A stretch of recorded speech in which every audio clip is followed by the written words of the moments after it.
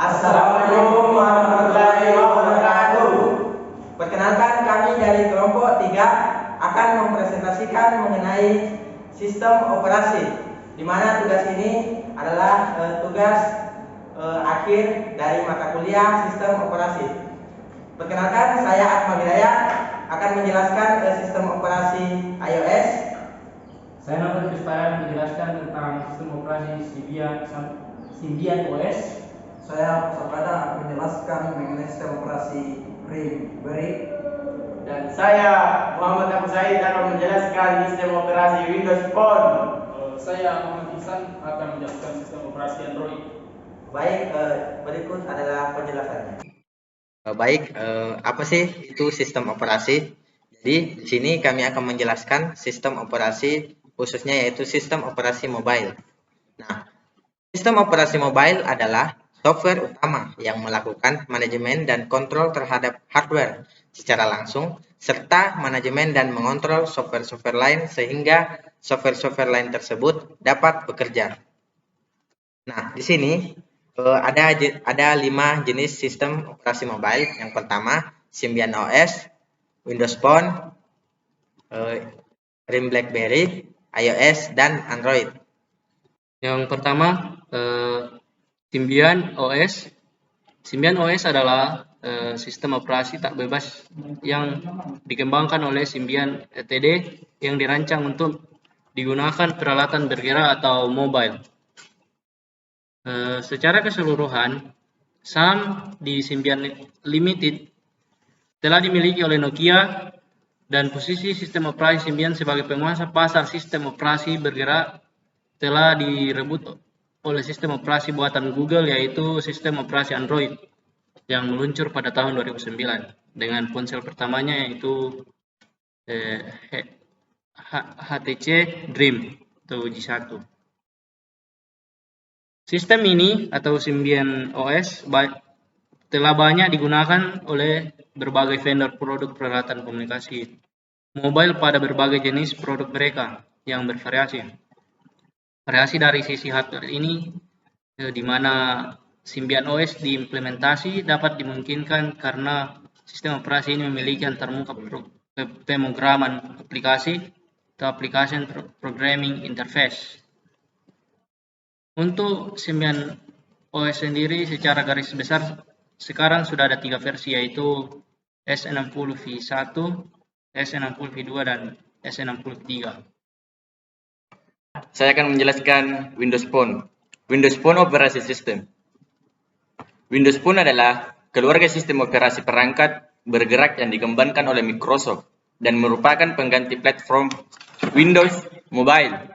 Meski tidak kompatibel, tidak seperti pendahulunya, Windows Phone ditunjukkan pada dasar konsumen ahli perusahaan. Sistem operasi ini pertama diluncurkan bulan Oktober 2010 dan diluncurkan di Asia pada awal 2011. Ini dia logo Windows Phone. Dengan Windows Phone, Microsoft menciptakan antarmuka pengguna baru menggunakan bahasa desainnya yang diberi nama Modern Style UI. Selain itu, perangkat lunak ini terintegrasi dengan aplikasi pihak ketiga dan berbagai layanan Microsoft, serta menetapkan persyaratan minimal untuk perangkat keras yang memakai show ini. Berikut coba kita lihat beberapa versi dari OS Windows Phone yang sudah digunakan oleh Nokia, HTC, Samsung, dan beberapa vendor besar lainnya.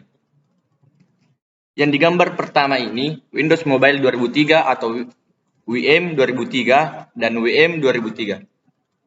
Aslinya dinamakan Ozone.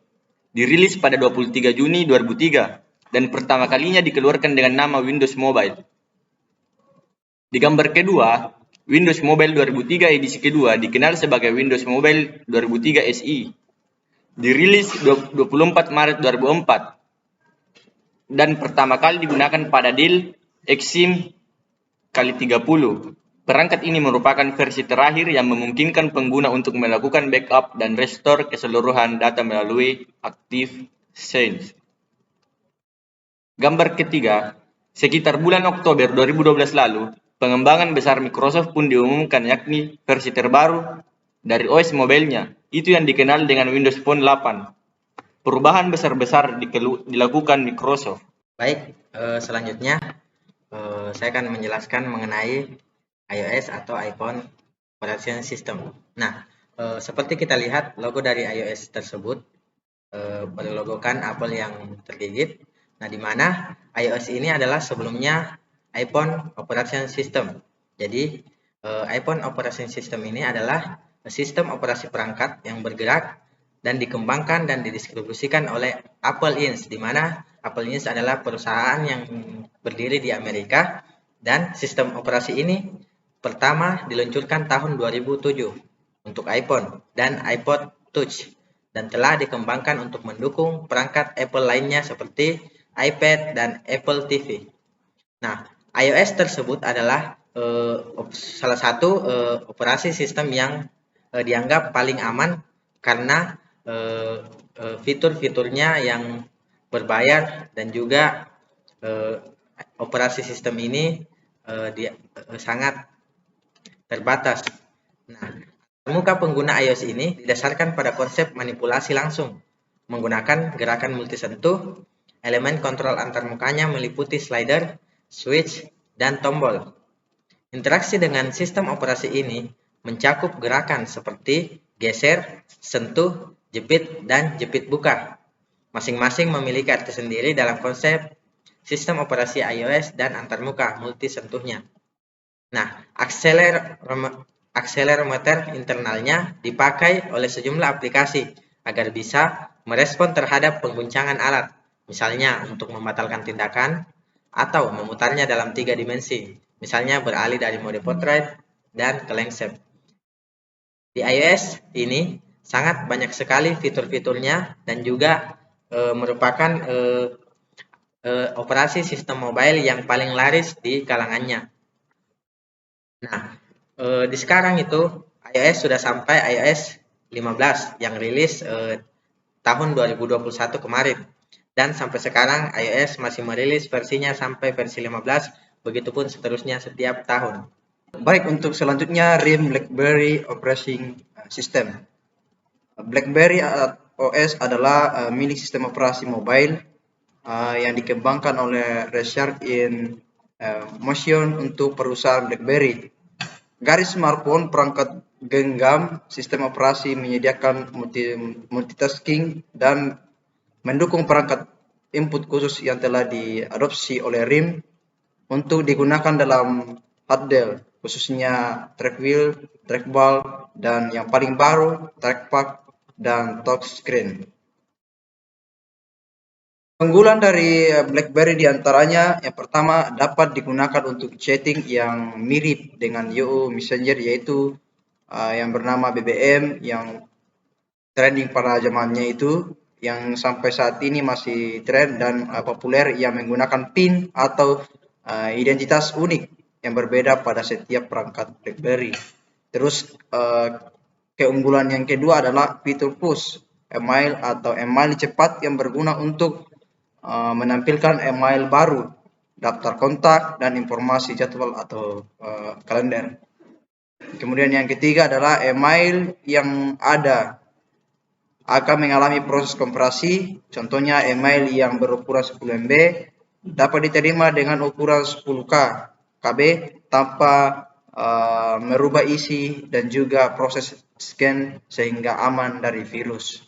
Keunggulan yang keempat, dapat membuka file yang berformat Microsoft Office maupun PDF. Kemudian seterusnya dapat menampung puluhan ribu email asalkan memori masih tersedia. Pada kesempatan kali ini saya akan menjelaskan tentang sistem operasi Android. Nah, yang pertama itu apa sih pengertian dari Android? Android adalah sistem operasi yang dirancang oleh Google dengan basis kernel Linux atau dari turunan Linux untuk mendukung kinerja perangkat elektronik layar sentuh seperti tablet, smartphone. Jadi Android digunakan dengan sentuhan gesekan atau penketukan pada layar gadget Anda. Nah, kehadiran Android ini sebenarnya untuk menggantikan misalnya HP Nokia yang masih menggunakan tombol karena masih banyak kekurangan. Contohnya jika tombol pada HP itu rusak, otomatis kita harus mengganti komponen yang lain. Kita masuk pada versi Android. Pada tahun 2002 sekarang versi Android itu sudah masuk pada Android 13. Nah, di sini saya akan menjelaskan sejarah Android dari pertama sampai yang terbaru pada saat ini. Yang pertama itu Android Alpha atau Android 1.0, kemudian Android Beta yaitu 1.1, Android 1.5, Cupcake, Android 6, 1.6, Donut, Android 2.0, Eclair, Android 2.2, Frozen, Android 2.3, Gingerbread, Android 3.0, Honeycomb, Android 4.0, Ice Cream Sandwich, Android 4.1 sampai 4.3, Jelly Bean, Android 4.4, KitKat, Android 5.0, Lollipop, Android 6.0, Marshmallow, Android 7.0 sampai 7.1, Nougat, Android 8.0 sampai 8.1, Oreo, Android 9 Pie, Android 10, Android Q, Android 11 dinamakan Android 11 saja, Android 12 Snowcone, dan Android yang terakhir Android Tiramisu. Mungkin itu saja yang dapat saya presentasikan. Assalamualaikum warahmatullahi wabarakatuh.